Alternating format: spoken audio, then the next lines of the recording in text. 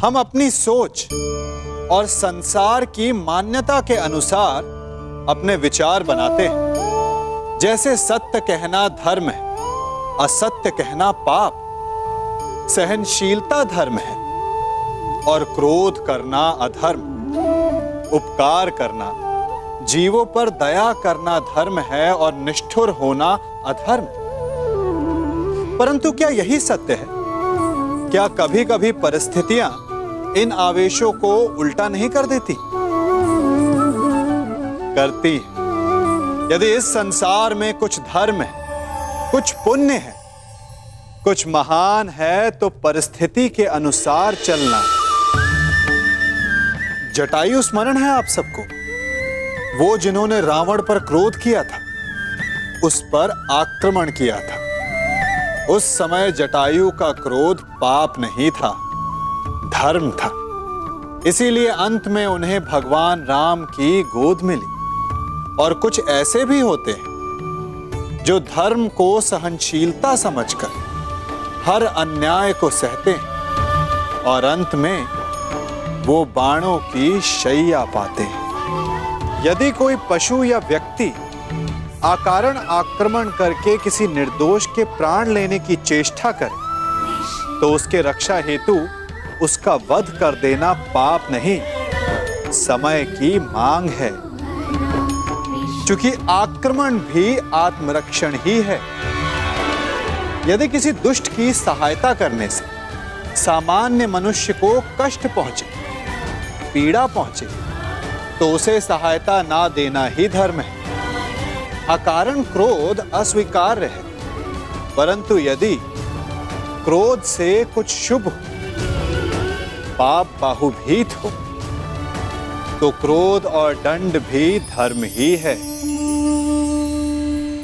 ये मेरा अंतिम निर्णय है। मैं उन पांडवों को इंद्रप्रस्थ नहीं दूंगा तो नहीं दूंगा।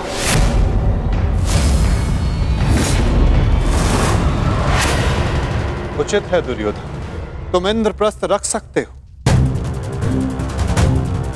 उसकी सेना भी रख लो, अस्त्र शस्त्र रख लो, लाखों गाय, अश्व, उसकी प्रजा भी रख लो, कोटि कोटि धन संपत्ति, जो कुछ भी पांडवों ने अपने परिश्रम से अर्जित किया था वो सब रख लो दुर्योधन। परंतु इस अन्याय के प्रतिकार स्वरूप केवल एक कार्य कर दो। प्रतीक के रूप पांचों पांडवों को 5 गांव दे दो।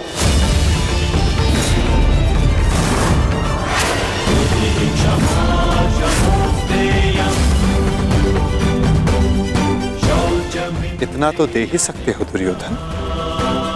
5 पांडव वहां सुख से निवास करेंगे और कुछ नहीं चाहेंगे।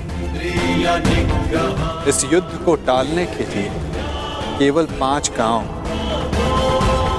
देना स्वीकार है तुम्हें?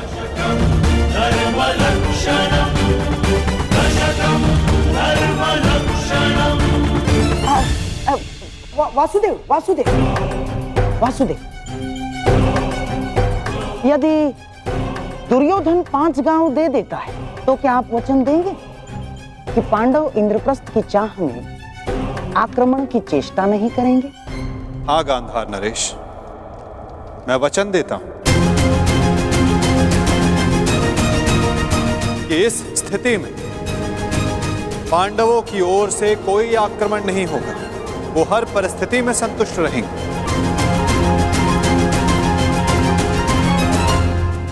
कह दो दुर्योधन, इससे अच्छा प्रस्ताव कोई नहीं होगा।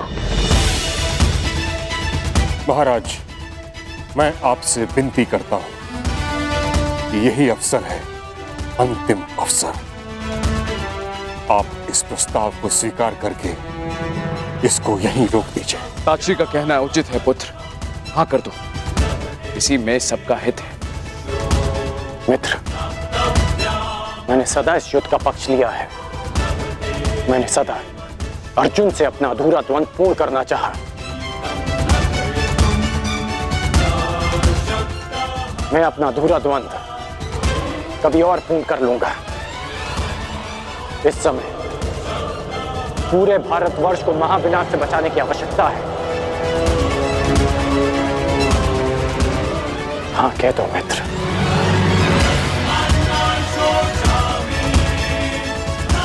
तुमने तो एक अनजान का मान रखने के लिए उसे अंगराज बना दिया, तो लाखों के प्राणों को बचाने के लिए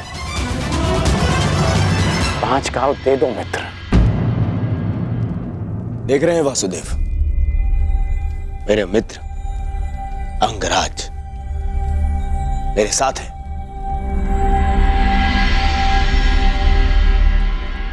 और आपको तो अच्छे से ज्ञात है कि कर्ण को अंगराज मैंने बनाया।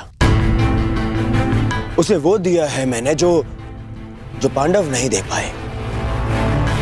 ना पांडव, ना पितामह। और ये मेरा वचन है,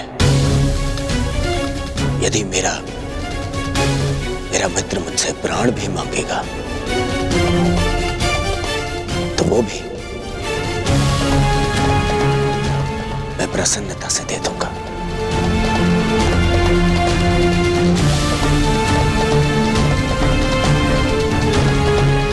परंतु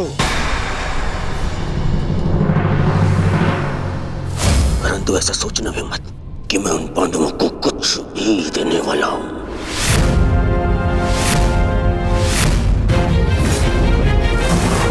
पता है, बचपन से मुझे यही आभास कराया गया है कि मेरा किसी भी वस्तु में कोई अधिकार नहीं, ना अपने पिता के राज्य पर, ना सिंहासन पर। जो भी मिले या तो दे दो या उन पांडवों के साथ में बांट लो। और तुम अधिकार की बात करते हो वासुदेव, तो बताओ मुझे, मेरा अधिकार उन पांडवों ने मुझे कब दिया? कब? गुरु का प्रेम,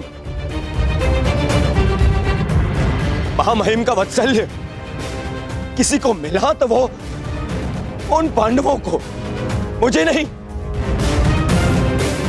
मेरे पिता के राजा होने पर, युवराज पद पर किसी का अधिकार था तो वो मेरा था, परंतु मुझे नहीं मिला। वो मिला उस युधिष्ठिर को। दुर्योधन की बात तर्क सम्मत है वासुदेव। युवराज राजा का पुत्र ही बनता है और यही नीति है। आप तो कभी वास्तविक राजा थे ही नहीं महाराज। आप तो आज भी हस्तिनापुर के केवल कार्यकारी नरेश। आपका राज्य अभिषेक भी नहीं हुआ। और रही बात नीति की, तो कुल वधू का वस्त्र हरण, उसका अपमान कहां की नीति है? पांडवों का पक्ष लेना बंद करो ग्वाले। मैंने उस द्रौपदी को धर्म पूर्वक द्यूत में जीतकर उसे अपनी दासी बनाया। उसका वस्त्र हरण करना मेरा अधिकार था, क्योंकि जो दासी अपने स्वामी की आज्ञा का पालन ना करे वो दंड की अधिकारिणी होती है। नारी केवल सम्मान की अधिकारिणी है दुर्योधन।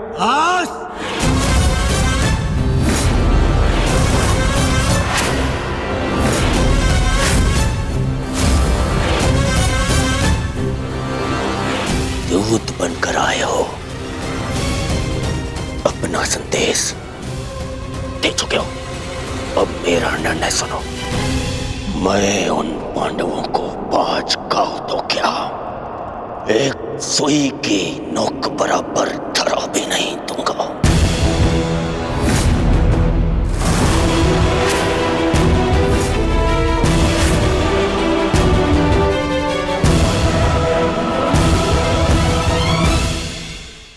मैंने तुम्हारा संदेश भली भांति समझ लिया है युवराज।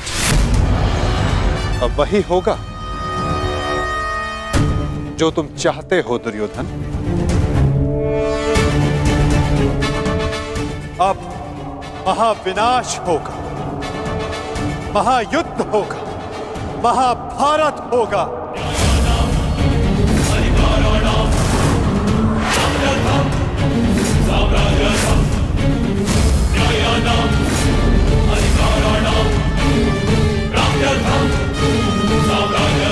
प्रणिपात।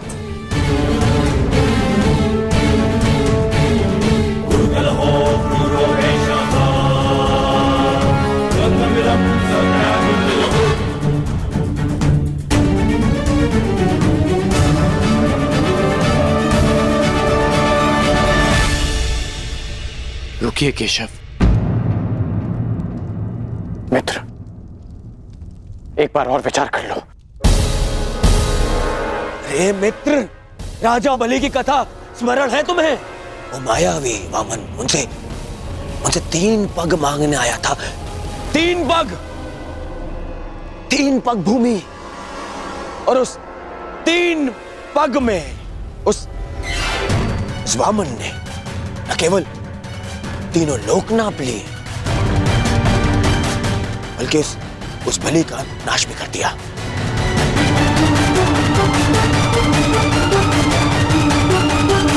अरे इस शलिया को 5 गांव दे दूंगा तो यह हस्तिनापुर का अस्तित्व ही मिटा देगा।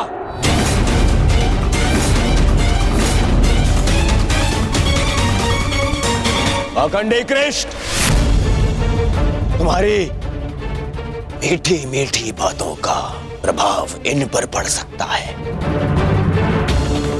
दुर्योधन पर नहीं। तो फिर मैं प्रस्थान करता हूं।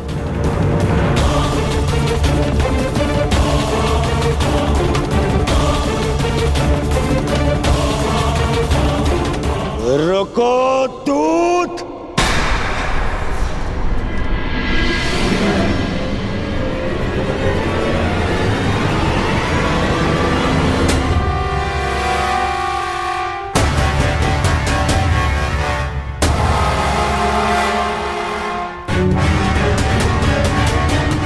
मैंने तुम्हें जाने की आज्ञा नहीं दी है अभी।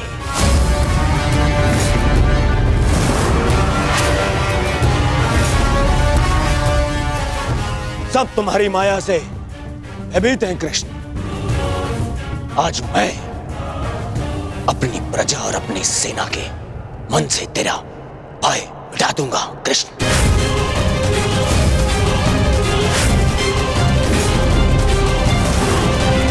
तुम हस्तिनापुर से बाहर नहीं जाओगे।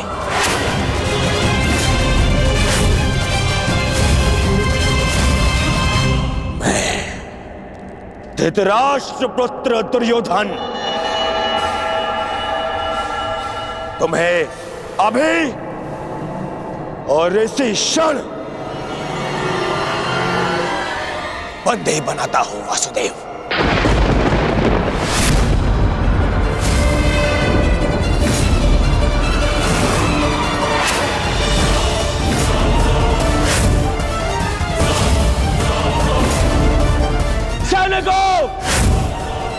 बंदी बनाओ इस छलिए को।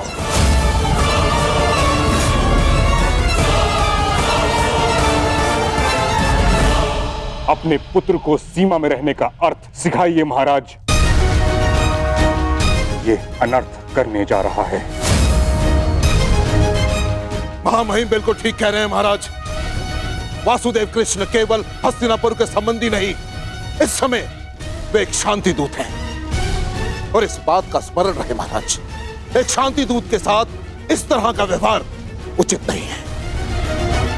आचार्य ठीक कह रहे हैं पुत्र, ऐसा अनर्थ मत करो। रावण ने भी यही मूर्खता की थी। उसने भी दूत का अपमान किया था और उसकी सोने की लंका जलकर भस्म हो गई।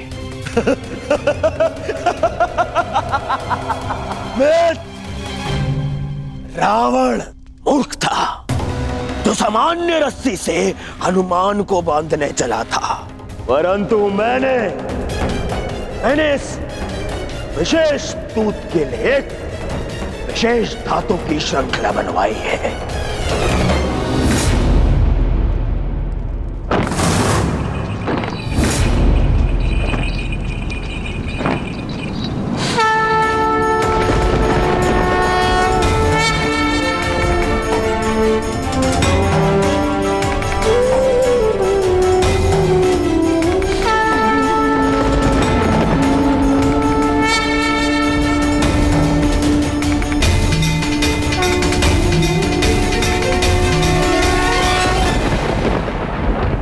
कोई कुछ नहीं कहेगा।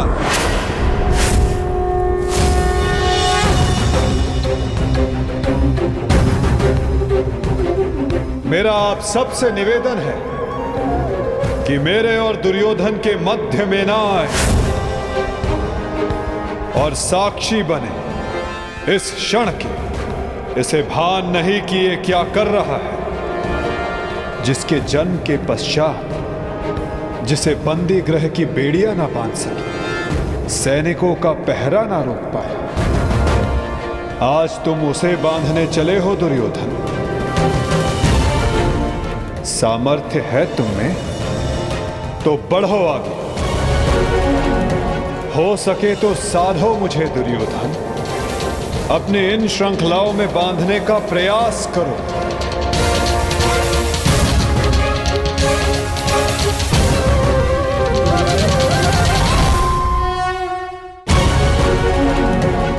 हो सके तो साधो मुझे दुर्योधन, अपने इन श्रृंखलाओं में बांधने का प्रयास करो।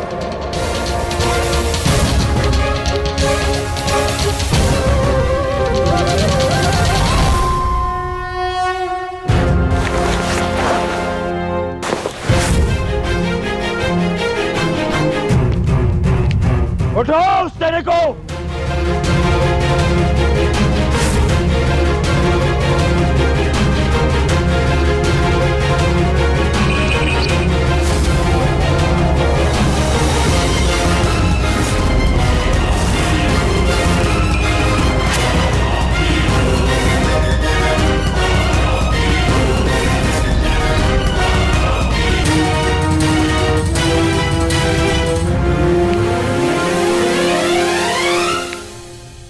तुम्हें लगता है कि ये धातु श्रृंखला मुझे बांधने के लिए पर्याप्त है दुर्योधन?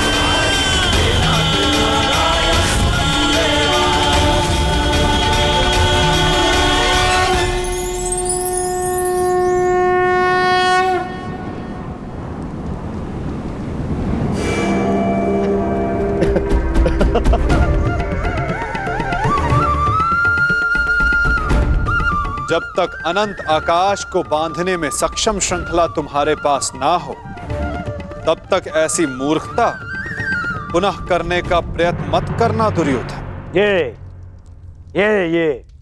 छल, ये माया, यही है ना तुम्हारे अस्त्र छलिए। परंतु मुझे तुमसे या तुम्हारे इस माया से डर नहीं लगता। हर लूंगा मैं तुम्हारे और उन पांडवों के प्राण।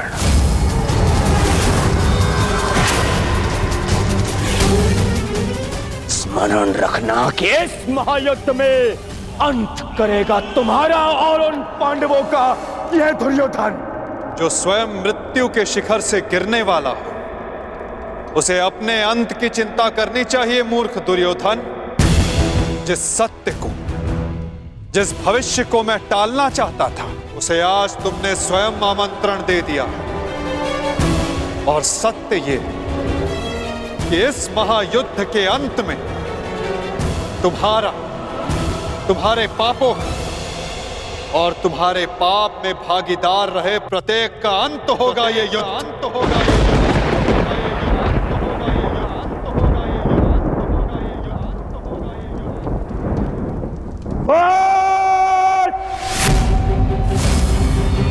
मेरे राज्य में, मेरे ही सभा में आके मुझे धमकी देता है। चलिए। तुम्हारा राज्य, तुम्हारी सभा, इस राजसभा के समक्ष कितना सा आकार है तुम्हारा दुर्योधन, और हस्तिनापुर के समक्ष कितनी सी है ये सभा, और इस पृथ्वी के सामने कितना सा है हस्तिनापुर, और इस ब्रह्मांड में क्या स्थान रखती है ये पृथ्वी। यदि मनुष्य का अभिमान और दम उसके आकार से अधिक बड़ा हो जाए, तो वही मनुष्य को स्वयं अपने बोझ से मार डालता है। और तुम्हारे अंत का कारण भी यही अभिमान होगा दुर्योधन, और तुम्हारा अंत भी तुम्हारे इसी अभिमान से होगा दुर्योधन।